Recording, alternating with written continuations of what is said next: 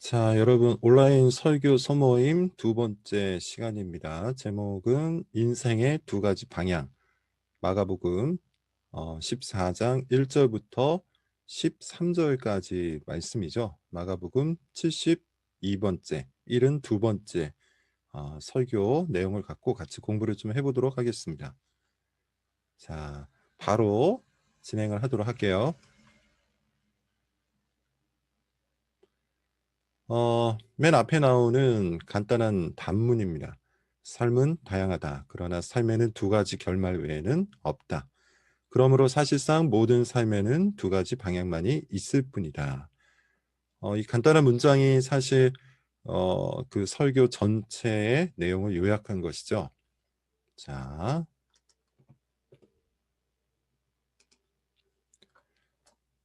삶은 다양하다. 여기서부터 시작을 해서 그런데 삶에는 두 가지 결말 외에는 없다. 그러므로 사실상 모든 삶에는 두 가지 방향만이 있을 것이다. 1번, 2번, 3번입니다. 할 수만 있다면 이 문장을 놓고 한번 고민을 해보시고 또 같이 암기를 해봐도 좋을 것 같아요. 다양한 삶이 있고 그러나 모든 삶에는 두 가지 결말, 곧 구원과 심판이라는 두 가지 결말밖에 없는 것이죠. 따라서 우리가 살아가는 삶의 방향은 구원으로 향하든지 아니면 심판으로 향하든지 둘 중 하나밖에 없는 겁니다. 여러분 그것을 이해하시고 우리 같이 함께 오늘 설교 내용들을 소화하면서 공부를 해보도록 하겠습니다. 읽고 암기해 보는 것도 좋겠습니다. 잠시만요.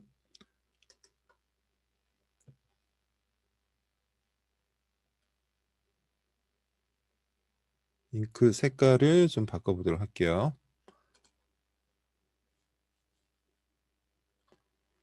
관찰하기 본문으로 들어가겠습니다. 좀 빠른 속도로 진행을 해보도록 하겠습니다. 본문의 사건은 언제 일어난 것인가요?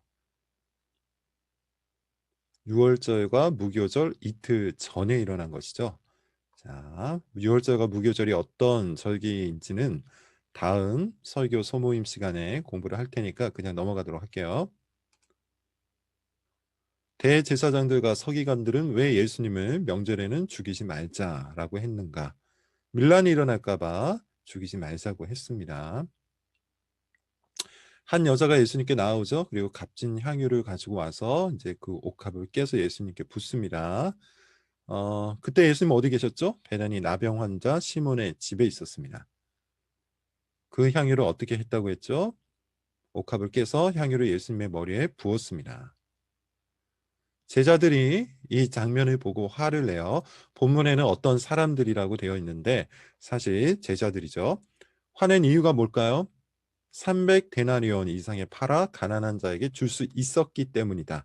이것이 그 사람들이 화낸 이유였어요. 자, 관찰 부분은 우리가 좀 빠른 속도로 살펴봤는데 다시 한번 말씀을 드리는데 우리가 성경을 읽는 데 있어서 그 첫 번째 단계는 관찰이 될 수밖에 없죠. 읽어야 되잖아요. 근데 읽을 때 자세히 읽어야 됩니다. 제대로 잘 읽어야 돼요. 그러기 위해서 여러분 충분히 여러 가지 방법들을 좀 동원하시고 활용하실 필요가 있겠는데 밑줄 긋기라는 것이 있죠. 밑줄을 그으면서 읽는 것도 꽤 중요합니다. 뭐 예를 들어서 한 여자가 값진 향유를 가져왔을 때 예수님은 어디에 계셨는가? 이 한 문장 자체를 우리가 분석해 나갈 때 볼펜을 가지고 이렇게 저렇게 분석을 하면서 읽으면 그 문장이 전하고자 하는 의도를, 그 뜻을 우리가 더 정확하게 파악할 수가 있겠죠. 동그라미 치면서 읽는 것도 중요합니다. 저는 성경에 동그라미를 굉장히 많이 치는데 반복되는 문장이나 중요한 문장에는 동그라미를 쳐요. 예를 들어 이렇게 칩니다. 반복이 되고 있죠. 그리고 또 중요하다고 생각하는 것은 세모로 표시를 합니다. 이런 방식으로 성경 전체를 열심히 분석해 나가는 그런 작업이 필요하다는 그런 말입니다. 접속사 확인하기. 이것도 굉장히 중요한 것 중에 하나예요. 성경에 보면 접속사가 굉장히 많이 나와요. 그리고 접속사가 또 많이 생략되어 있기도 합니다. 문장을 읽어 나가는 데 있어서 어떤 접속사가 어디에 사용이 되었고 또 그것은 언제 그 생략이 되었는지 뭐 이런 것들을 파악하는 것도 굉장히 중요하죠. 뭐 예를 들어 이런 겁니다. 제자들이 화낸 이유는 무엇인가요? 라고 묻고 답하기를 300데나리온 이상에 팔아 가난한 자에게 줄 수 있었기 때문에 라고 할 때 여기서 접속사는 이제 때문에로 연결될 수 있죠. 앞에 생략된 것은 왜냐하면 이런 것이 생략됐다고 볼 수 있습니다. 이런 방식으로 우리가 한 문장 한 문장을 제대로 잘 파악하기 위해서는 관찰을 잘해야 되는데 관찰을 도와줄 수 있는 도구는 눈과 손입니다. 특별히 필기 도구이라는 사실을 여러분 잊지 마시고 열심히 볼펜을 가지고서 성경을 여러분 밑줄도 긋고 동그라미도 치며 낙서를 좀 하시기를 바랍니다. 낙서하는 습관, 메모하는 습관이라고도 할 수 있겠죠. 낙서하고 메모하는 습관이 책을 바르게 잘 읽는 습관 중 하나입니다. 자, 이어서 가도록 하겠습니다. 다음 빈칸을 채우세요. 그는 힘을 다하여 내 몸에 향유를 부어. 여기서 그는 누굴까요? 여자죠. 그 다음에 향유를 어디에 부었습니까? 내 몸에 부었습니다. 왜 부었죠? 내 장례를 미리 준비하기 위해서. 그래서 예수님이 이렇게 말씀하세요. 내가 진실로 너에게 이르노니 온 천하에 어디서든지 복음이 전파되는 곳에는 이 여자가 행한 일도 말하여 그를 기억하리라 하시니라. 뭐 이런 방식으로 여러분께서 읽어 나가시면 좋겠습니다. 7번. 가룟 유다가 대제사장들에게 간 이유는 무엇인가요? 일단 문자적으로 살펴보자는 뜻이죠. 예수를 넘겨주려고 갔습니다. 자, 8번. 대제사장들이 가룟 유다에게 약속한 것이 있었는데 뭐죠?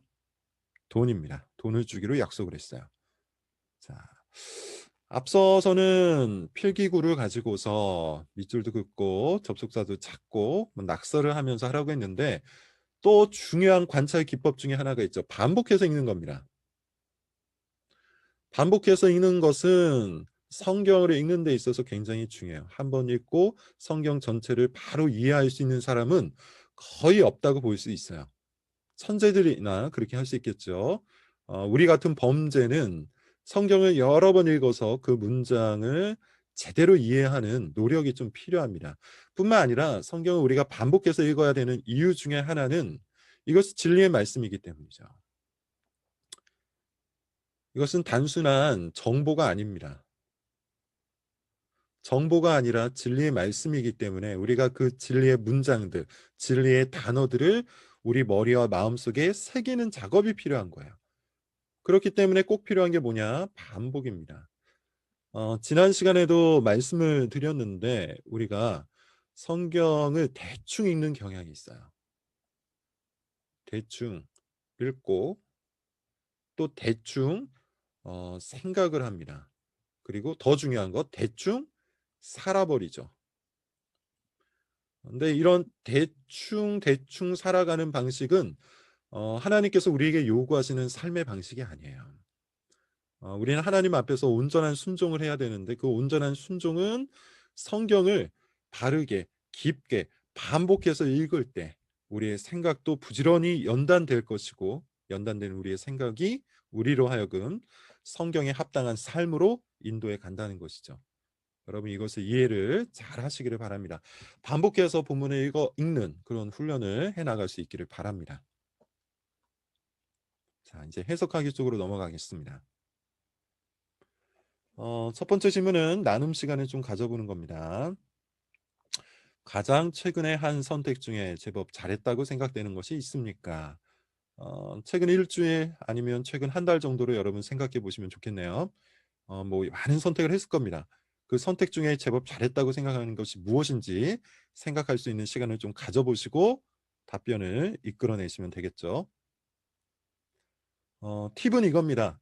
아주 커다란 선택, 모호한 선택, 뭐 이런 것이 아니야. 뭐 예를 들어서 집을 내가 구하는데 선택이 잘 됐다, 못 됐다. 뭐 그럴 수도 있는데 그것보다는 사소한 선택들, 구체적인 선택들에 집중해서 한번 이야기를 해보는 게 좋겠습니다. 뭐 예를 들어서 메뉴를 선택할 때, 밥을 먹는데 식당에 가서 밥을 먹는데 내가 메뉴를 선택을 하잖아요. 그런데 한번 도전을 해봤는데 제법 괜찮은 선택이었다. 뭐 이런 것이 있을 수도 있겠죠. 이런 방식으로 자신이 어떤 선택을 하는 데 있어서 꽤 잘 선택했다고 생각한 것이 무엇인지 한번 생각을 해 보세요. 저는 최근에 우리 아내랑 같이 광장시장에 갔는데 거기에서 음 잡채 김밥을 먹었어요. 광장시장에서 요즘 유행하는 것이라고 해서 먹었는데 잡채 김밥 말고도 여러 가지를 많이 먹었습니다. 그런데 잡채 김밥이 너무 맛있었어요. 지금도 그게 한 일 주일 전인데 지금도 저는 이때 선택이 너무 잘 된 선택이라고 생각을 합니다. 뭐 이런 식이에요. 영적인 계율은 무감각, 혼란에 빠지지 않도록 주의하고 깨어 있어야 합니다. 이것을 위해 이번 주에 어떤 노력을 했는지 함께 말해 봅시다. 뭐 이런 이야기인데요. 지난주 적용 부분입니다. 지난주에 적용 부분들을 같이 한번 되짚어 보자는 이야기입니다. 일주일 전에 한번 하고 그걸로 끝이 아니라 그다음 주에 연결을 해서 다시 한번 우리의 삶을 하나님의 말씀 앞에 놓고 열심히 다듬어 보자는 그런 차원이에요. 영적인 게으름, 무감각, 혼란에 빠지지 않도록 주의하고 깨어 있는 어떤 노력을 했는지. 어 가능하면 좀 깐깐하게 한번 물어보세요. 뭐 대충 성경을 읽으려고 노력을 해 봤습니다. 기도해 봤습니다가 아니라 어느 만큼 성경을 읽었는지, 또 기도는 정기적으로 잘하고 있는지, 정말 여러분 조언의 그 신앙적인 삶을 열심히 한번 캐물어 보세요. 약간의 압박이 좀 필요한 것 같아요. 압박받는 것을 사람들이 꽤 좋아하지 않지만 그래도 압박이 주는 유익도 있어요. 어 어떤 유익이 있을까요? 고민을 하게 만들죠. 고민을 하게 만들고 또 이 말씀대로 살아가지 못했다는 거에 대해서 반성하게 만들고 말씀을 향해서 나아갈 수 있도록 그렇게 노력을 만들어 냅니다. 그래서 좀 깐깐하게 압박하면서 정말 그대로 살았는지, 살지 못했다면 왜 살지 못했는지, 혹 그것이 반복되고 있는 것은 아닌지를 한번 짚어 주세요. 그냥 아무 생각 없이 이 자리에 참여하지 않고 정말 하나님의 말씀, 설교 앞에서 자기가 열심히 몸부림을 치고 있는지를 생각해 보도록 여러분께서 격려해 주시고 때로는 압박도 해 주시기를 바랍니다. 잠언 1장 10절부터 19절을 읽어 보십시오. 특히 내가 지켜야 하는 교훈은 무엇인지 함께 이야기해 봅시다. 지난주랑 같습니다. 선택한 구절을 택한 이유를 한번 물어보시고 19절 말씀을 다 같이 한번 암기를 좀 해 보십시오. 이거는 그 누군가를 꼬시려고 이렇게 숨어서 유혹하는 그런 내용이고 그런 유혹에 빠지지 말 것을 경고하고 있는 그런 내용입니다. 1장 10절부터 19절을 잠깐 시간을 주고 같이 읽어 보시고 그다음에 택한 이유도 한번 물어보시고 19절을 다 같이 암기하는 시간을 좀 가지면 좋겠습니다. 편안한 나눔이 되어야 되겠죠, 당연히. 그런데 모든 성경 공부가 마찬가지입니다. 긴장이 좀 필요해요. 약간의 긴장은 나쁘지 않습니다. 지나친 긴장을 줘서 사람들로 하여금 말을 못하게 만들면 안 되겠지만 약간의 긴장을 조성해서 이 하나님의 말씀을 우리가 공부하는 데 있어서 집중하도록 만드는 것은 필요한 일인 것 같아요. 아이고 이게 좀 잘못 나왔네요. 자 그대로 보겠습니다. 본문의 액자 구조를 그려 보세요. 본문 여러분 쭉 보시면 설교 시간에 제가 말씀드렸습니다. 마가복음은 특히나 액자 구조가 굉장히 많이 활용되는 그런 성경책이에요. 액자 구조가 뭡니까? 액자는 이렇게 되어 있죠. 그리고 가운데 뭐 사진이나 뭐 다른 것이 들어가 있습니다. 그래서 액자 구조라는 것은 어떤 중심되는 사건이 있고 그 사건을 감싸고 있는 바깥의 사건이 있죠. 그래서 안, 밖 이렇게 있습니다. 핵심은 안쪽이에요. 자, 본문은 어떻게 되어 있는지 한번 보겠습니다. 네, 요렇게 되어 있어요. 예수님을 죽이려는 자들이 바깥에 있죠. 대제사장들과 서기관들이 예수님을 죽이고자 흉계를 꾸밉니다. 그리고 그 바깥에 또 다른 바깥에는 어떤 이야기가 있죠? 가룟 유다가 이야기가 있는데 예수님을 팔아치우려고 하는 가룟 유다가 있습니다. 안쪽에 안쪽에는 예수님께 헌신하는 그 여인의 이야기, 향유 옥합을 깨뜨리는 여인의 이야기가 있죠. 자, 이렇게 본문의 액사 구조를 확인을 해봤습니다. 대제사장 등은 예수님을 잡아 죽이려고 했지만 밀란이 일어날까 두려워 명절은 피하고자 했습니다. 음, 지금 뭔가 이렇게 잘 안 맞고 있는데 제가 작업했던 컴퓨터랑 지금 이 줌을 켠 컴퓨터랑 조금 차이가 있어서 잘 안 맞는 것 같습니다. 그냥 보도록 할게요. 밀란이 일어날까 봐 두려워 명절은 피하고자 했는데 밀란을 두려워한 이유는 무엇인가요? 여러분 이것을 기억하시면 됩니다. 팍스 로마나. 로마의 평화라는 뜻이고 팍스 로마나를 추구했던 로마가 밀란을 굉장히 싫어했어요.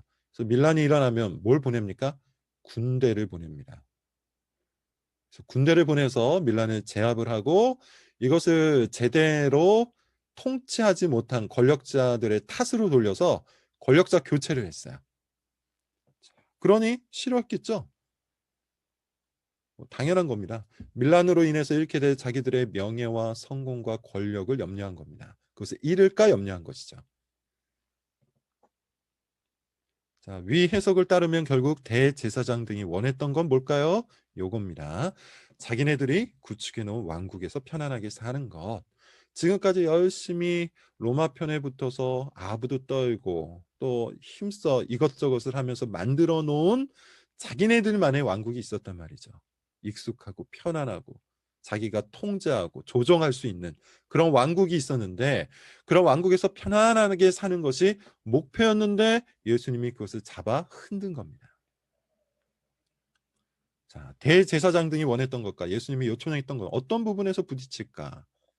방금 얘기한 것처럼 대제사장 등은 지금까지의 삶을 유지하는 것을 원했으나 예수님은 그 삶에서 돌이켜 예수님을 따르기 위한 희생을 요청하셨죠. 헌신을 요청하신 거예요. 대제사장 등은 삶을 유지하기 원했어요. 그냥 편안하게 지금처럼 아무것도 바꾸지 않고 그렇게 살아가기를 원했던 겁니다. 근데 예수님은 돌이킬 것을 원했죠.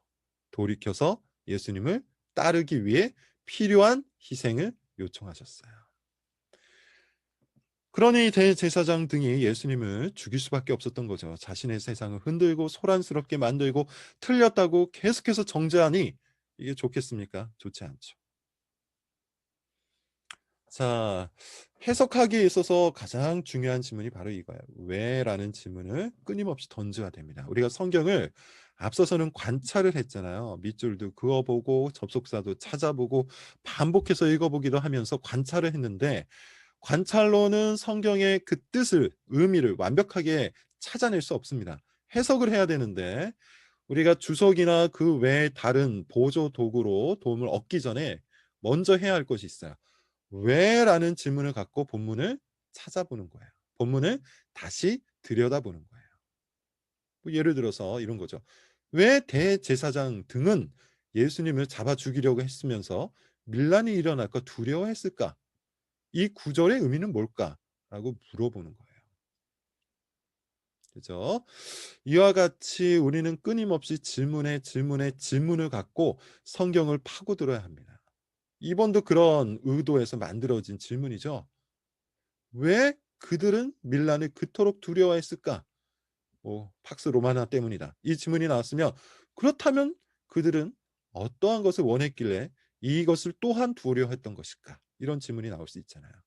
이렇게 여러분 왜라는 질문을 가지고서 성경을 열심히 읽다 보면 성령께서 우리에게 조명하여 주십니다. 조명이라는 표현이 신학적 용어긴 한데 우리의 어두운 머리를 밝혀 주셔서 이 질문의 답을 깨닫게 해 주신다는 겁니다. 그렇게 여러분 열심히 해석을 위해 왜라는 질문을 본문에 던져 보시기를 바랍니다. 가룟 유다는 왜 예수님을 팔려고 했을까요? 본문에 따른 답만 말해 보세요. 일단 이거는 관찰과 비슷한데요. 돈 때문이었죠. 자, 계속해서 갈게요. 가룟 유다가 예수님께 기대했던 종교는 어떤 것이었을까요? 왜 돈 때문에 예수님을 팔려고 했던 걸까요? 이런 질문입니다. 제가 설교 시간에 이렇게 얘기했어요. 자기가 구축해 놓은 왕국을 더 단단하게 만들어 줄 수 있는 종교. 그러니까 이 왕국을 부수고 예수님이 우리에게 요청하셨던 그 제자의 길을 걷는 것이 아니라 자기가 이미 구축해 놓은 왕국을 더욱더 단단하게 만들어 줄 수 있는 종교를 원했던 겁니다. 이게 가룟 유다가 원했던 거예요. 그래서 더 강한 힘, 더 많은 돈, 더 높은 자리를 줄 수 있는 그런 종교를 원했던 것이죠. 그런데 정작 예수님은 자꾸 뭐라고 말씀하셨죠? 자기를 부인하고 자기 십자가를 지고 예수님을 따르라고 해요. 자기를 부인하라. 그러니까 자기가 구축해 놓은 이 왕국을 다 부수라는 말이죠. 자기 십자가를 지고 예수님을 따르래요. 심지어 예수님이 먼저 그 십자가를 향해서 걸어가고 계시죠. 가룟 유다 입장에서는 이게 얼마나 답답합니까? 그래서 예수님을 팔려고 한 거예요. 자, 제자도에 대한 고민을 여러분 한번 요청해 보시기를 바랍니다. 마가복음뿐만 아니라 복음서 전체가 제자도를 우리에게 요청하고 있어요. 제자도의 핵심이 이거죠. 자기를 부인하고 자기 십자가를 지고 예수님을 따르는 겁니다. 제자가 되려면, 예수님의 제자가 되려면 우리는 이 길을 걸어가야 돼요. 그래서 흔히 줄여서 제자도라고 이야기하는데, 제자도에 대해서 자기를 부인하고 자기 십자가를 지고 예수님을 따르는 바로 이 제자도에 대해서 우리는 과연 정말로 제자의 길을 걷고 있는지 한번 여러분 물어보시기를 바랍니다. 어, 모든 삶의 영역에서 우리가 과연 제자인지, 예수님의 제자로서의 향이 나는지, 빛이 나는지, 그런 모습이 드러나고 있는지 여러분 한번 고민해 볼 것을 이 질문들을 통해서 최종적으로 물어보시면 좋겠네요. 값진 향유를 가지고 온 여자. 자, 지금까지 액자 구조에서 바깥에 있는 이야기를 먼저 살펴봤죠. 이제 안쪽 이야기입니다. 자, 안쪽 이야기에는 향유를 가지고 온 여인의 이야기가 있었어요. 값진 제자를 가지고 온 이 여자는 누굽니까? 요한복음 12장 1절부터 3절을 보세요. 가능하면 한번 찾아보면 좋겠습니다. 나사로의 누이고 마르다의 동생인 마리아입니다. 나사로가 누구죠? 죽었다가 예수 그리스도에 의해서 무덤에서 살아난 인물입니다. 그리고 마르다는 여러분 다 아시다시피 마리아가 예수님 발 밑에서 무릎 밑에서 말씀을 들을 때 질투하여서 예수님께 저 마리아를 통해서 저 마리아를 시켜서 같이 좀 일하게 해달라고 부탁했던 그 여인입니다. 자, 이 마리아가 향유를 가지고 예수님께 오는 내용이 요한복음 12장 1절부터 3절에 기록되어 있어요. 그렇다면 이 여자는 어떤 마음으로 향유를 예수님께 분 걸까요? 여러분 한번 상상을 좀 해보세요. 자기의 동생, 자기의 동생이 죽었어요. 끝난 줄 알았어요. 그런데 예수님에 의해서 죽은 자가 살아났습니다. 그것을 눈으로 목격했어요. 자기 손으로 무덤에 파묻은 동생이 살아서 지금도 움직이고 있어요. 얼마나 커다란 감사와 감격과 경애와 신비가 있었을까요? 그래서 여러분께서 한번 이 여인의 마음을 상상해 보십시오. 제가 말하는 중에 표현을 했는데 이랬을 겁니다.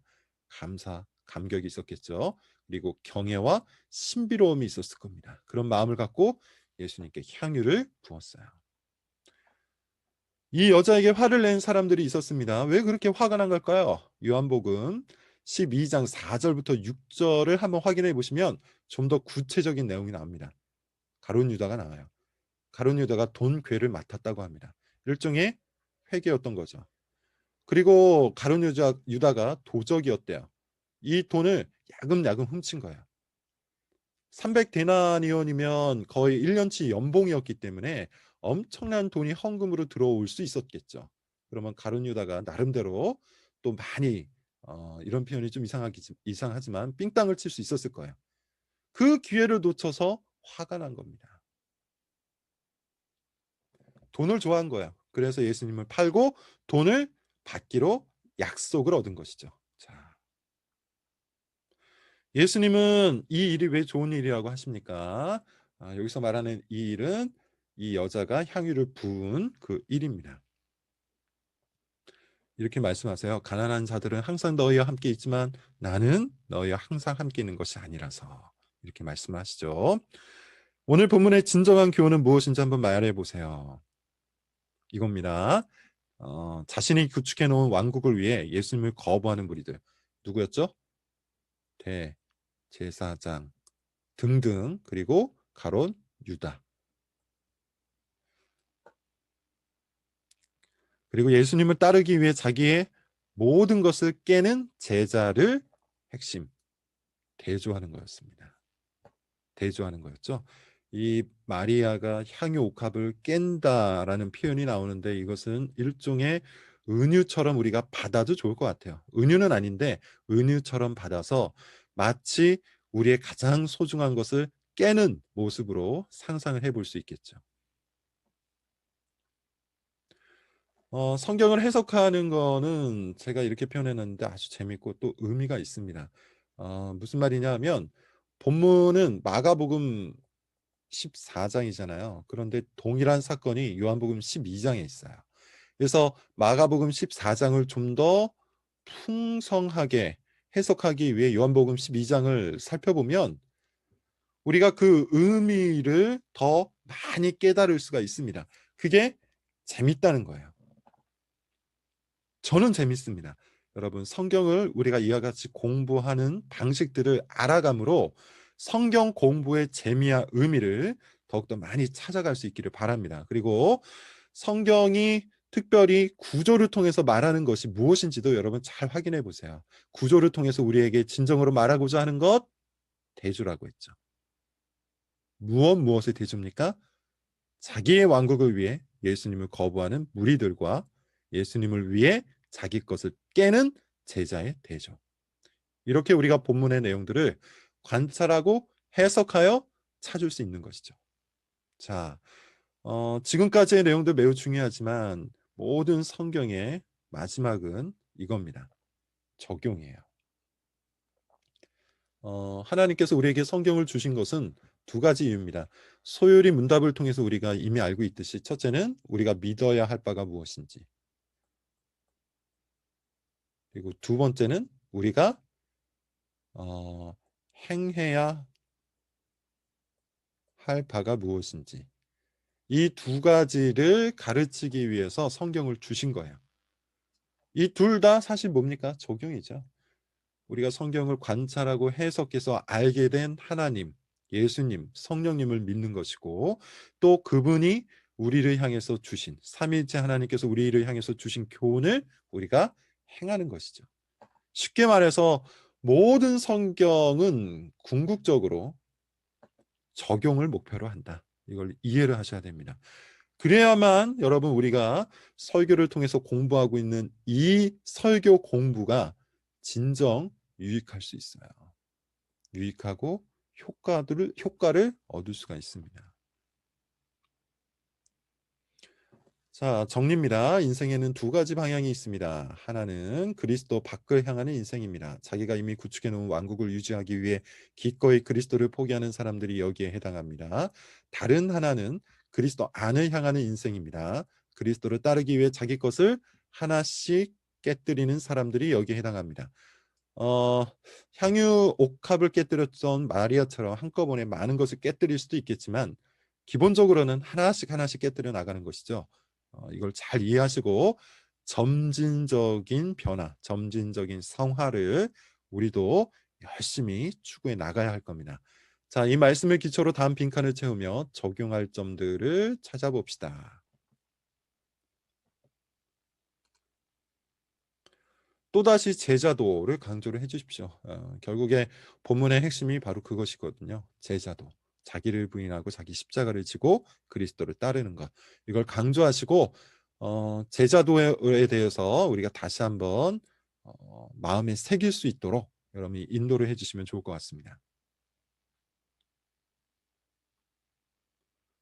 음, 다시 한번 싱크를 잘 봐야겠네요. 다양한 삶을 단순화시켜서 인생의 두 가지 방향이라는 렌즈를 갖고 자기 삶을 살펴보십시오.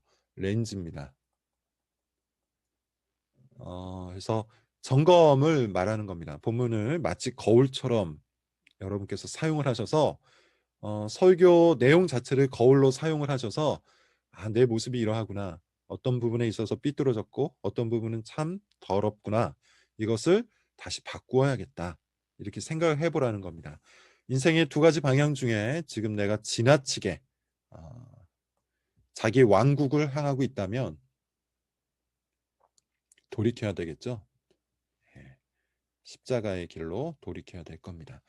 이것을 위해서 점검을 좀 해 보자라는 뜻입니다. 모든 장소 곧 가정과 직장 및 그 외의 삶의 터전에서 당신의 선택은 어떤 방향을 향합니까? 반성하여 점검하고 어떻게 바꿔야 할지를 고민해 봅시다. 요거를 좀 강조를 해 주면 좋겠어요. 제자도는 교회 안에만 머물러 있지 않습니다. 진정한 제자는 삶의 모든 영역에서 제자도를 실천합니다.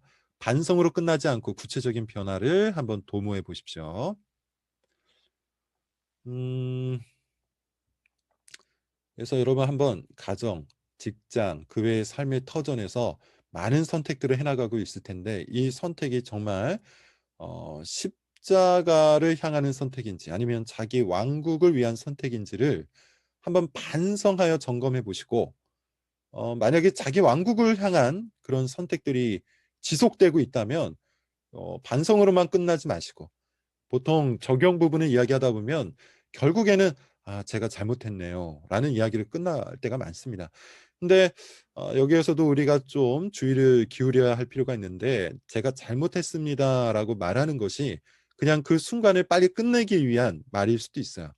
그렇게 하지 마시고 어 그로하여금 그렇다면 어떻게 해야 가정과 직장과 그 외의 삶의 터전에서 구체적인 변화를 일으킬 수 있을지, 무엇을 바꾸어 나가야 할지 이걸 한번 도모해 보라는 것이죠. 계획해 볼 수 있도록 앞서 말한 것처럼 깐깐하게 한번 물어봐 주시기를 바랍니다. 모든 관계, 곧 가족과 직장 동료와 성도와 이웃과의 관계에서 당신의 선택은 어떤 방향을 향합니까? 옛 습관을 버리고 새 습관을 만들고 있습니까? 어 제자도는 어 이걸 여러분 꼭 기억하셔야 돼요. 그 기독교 신앙이라는 것은 어 뭐 개인적으로 수련해야 될 것도 분명히 있습니다. 개인적으로 훈련하고 연습하고 스스로 다듬어야 할 것들도 꽤 있습니다. 그러나 기독교 신앙의 궁극적인 열매 그리고 본질은 어디에 있느냐 하면 관계에 있죠. 왜 그럴까요? 예수님께서 우리에게 주신 새 계명을 생각해 보세요. 뭡니까? 하나님을 사랑하고 이웃을 사랑하는 것이죠. 이게 다 뭐예요? 관계잖아요. 하나님과의 관계, 이웃과의 관계죠. 다시 이야기하자면 우리가 예수님 안에서 예수님의 뜻대로 살아가기 위해서 꼭 점검해야 할 것이 바로 관계입니다. 올바른 관계를 맺지 못하면 사실 다른 모든 것을 바꾸어도 끝내 모든 것이 엉망이 되어 버릴 수 있어요. 이 바꾸지 못한 관계 때문에 그렇게 될 수 있습니다. 왜냐하면 사실상 새 계명의 궁극적인 열매, 본질이 바로 관계에 있기 때문이잖아요. 하나님을 사랑하고 이웃을 사랑하라. 진정한 제자도는 관계 안에서 드러납니다. 관계를 점검하되 긍정적인 새 습관을 위하여 잘 안 보이죠? 딱 한 가지만 한번 바꿔보도록 그 적용점을 잡아주시면 좋겠습니다. 그래서 자기에게 있는 잘못된 관계의 습관을 한번 살펴보시고 새 습관을 만들기 위해 뭘 바꿔야 되는지 그 한 가지 습관을 여러분 한번 찾아보시기를 바랍니다.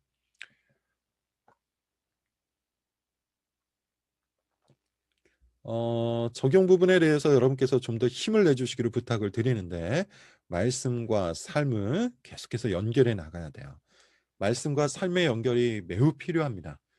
어 그래서 여러분께서 이 부분에 대해서 더 많은 노력을 기울이시고 에너지를 쓰시고 고민을 하시고 실제 삶에서 열심히 만들어 나가시고 다듬어 나가시고 바꾸어 나가시기를 바랍니다. 음 크게 두 가지 정도로 정리를 해볼 수 있어요. 선택을 바꾸세요. 그리고 관계를 바꾸시기를 바랍니다. 자, 예수님께 구체적인 헌신을 하십시오라고 되어 있는데 여기는 이렇게 되어 있습니다. 오늘날에는 헌신의 가치가 땅에 떨어져 있습니다. 헌신이라는 말을 사생활의 침해로 치부합니다. 헌신하라는 말을 불쾌하게 여기거나 아무렇지 않게 여깁니다. 그러나 그때나 지금이나 예수님이 제자들에게 요구하시는 것은 헌신입니다. 당신이 예수님을 따르기 위해 깨뜨려야 하는 향유는 무엇인가요? 깊이 고민해 보세요. 헌신의 당위성을 놓고 한번 고민해 볼 수 있기를 바랍니다. 헌신에 대한 개인의 생각과 성경의 교훈이 어떻게 다른지도 판단해 보도록 한번 인도해 보시기를 바랍니다. 무엇보다 헌신을 위해 자기가 깨뜨려야 하는 자기만의 왕국에는 무엇이 있는지를 물어보세요. 그리고 그것을 깨뜨릴 것을 요구하세요. 온 힘을 다해라는 말과 지금 당신의 신앙 상태가 어울립니까? 자, 빠른 속도로 읽었는데 이걸 전체적으로 한번 설명을 드리도록 하겠습니다. 헌신이라는 말이 뭡니까? 몸을 바친다는 뜻이에요. 그죠? 그게 바로 온 힘을 다한다는 뜻입니다. 최선을 다한다는 뜻이에요. 무엇을 향해서 최선을 다하는 겁니까? 그리스도를 향해서. 그리스도를 위해서 온 힘을 다하는 것. 그게 헌신이에요. 예수님께서 제자들에게 요구하시는 것이 바로 헌신입니다. 오늘날에는 앞서 말한 것처럼 이것을 사생활의 침해 정도로 치부를 하죠. 불쾌히 여깁니다. 그러나 헌신이라는 말을 불쾌히 여겨서는 안 돼요. 그리스도의 제자들은 마땅히 헌신해야 돼요. 온 힘을 다해야 돼요. 그러기 위해서 여러분 이 질문을 통해서 물어볼 것 그리고 점검할 것 이겁니다. 어, 자기가 깨뜨려야 하는 자기만의 왕국 뭔지 이거 한번 물어보세요. 앞서 이런저런 것들을 이야기했는데 혹시 내가 깨뜨리지 못하고 있는 어떤 관계가 있는지, 혹시 깨뜨리지 못하고 있는 나만의 우상이 있는지, 여전히 붙들려 있는 중독 물질이 있는지, 아니면 아주 사소한 것들일 수 있는데 돈, 시간, 자신의 미래, 아니면 취미 등등 우리 삶 속에서 그리스도께 온 힘을 다해 헌신하지 못하도록 만드는 어떠한 요소가 있는지를 여러분 꼭 한번 확인해 보시기를 바랍니다. 그리고 그것을 깨뜨릴 것을 요구하세요. 한꺼번에 다 할 수는 없습니다. 한꺼번에 다 할 수는 없고 그 중에 하나를 이번 주에 실천을 좀 해보는 것도 좋겠네요. 자, 마지막입니다. 오늘 설교를 기초로 기도 제목을 만들어서 함께 나눠봅시다. 기도 제목을 한번 만들어 보도록 하시고요. 뭐 할 수 있으면 기도문을 짤막하게나마 뭐 3줄에서 5줄 정도로 적어 보도록 하는 것도 좋겠습니다. 그래서 그것을 같이 함께 읽는 시간을 가져보는 것도 괜찮겠어요. 뭐 우리가 지금 설교 소모임이 기본적으로 5명에서 8명 사이인 걸로 알고 있는데 할 수 있으면 기도 제목은 다 같이 이야기를 나눠보는 것도 좋겠습니다. 기도의 시간을 여러분 꼭 한번 정해서 해보실 것을 권합니다. 기도의 시간을 꼭 정해보시기를 바랍니다. 자, 이상으로 마쳤습니다. 제 개인적으로는 온라인 지금 공부를 2번째 우리가 하고 있는 것이죠. 뭐 그러다 보니까 여전히 부족한 게 많이 있습니다만 여러분 뭐 잘 이해를 해주시고 마지막까지 좀 계속 집중력을 유지해 주시기를 바랍니다. 그리고 다른 우리 조원들에게도 집중력 유지를 부탁하시면 좋겠습니다. 수고하셨습니다.